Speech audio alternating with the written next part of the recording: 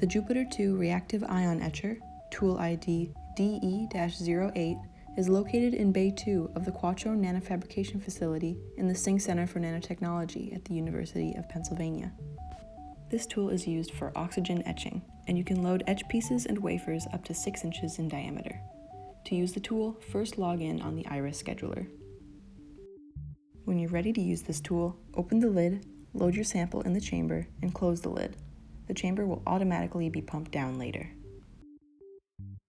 Next, we must set parameters. Make sure that this switch above the tool ID label is switched to auto.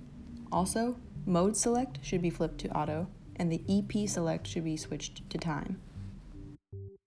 On the left side of the tool, we will set up the power level. Do this by rotating the knob while pressing the set point button, as shown. You will see the power setting displayed here.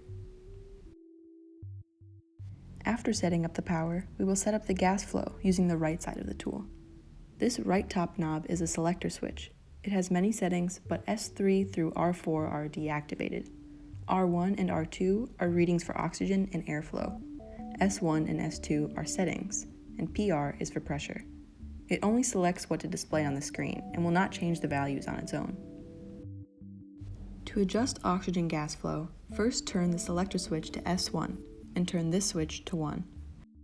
Use the flow control knob here to adjust the gas flow. The gas flow setting is shown on this display. The flow range setting for each gas is from 0 to 500, and actual flow rate in SCCM can be determined by applying the max flow range noted on the top of the system.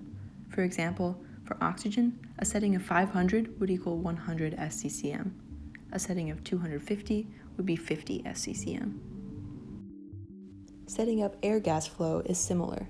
Turn the selector switch to S2, this switch to 2, and adjust using this flow control knob. After the gas flow is set up, set the timer in the bottom right corner.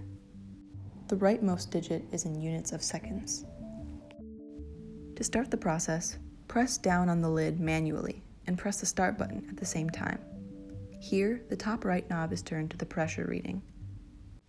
The pressure reading must fall below 20 before gas flow will start. If it does not fall below 20, abort the process and verify that the O-ring and mating surface are clean and try again.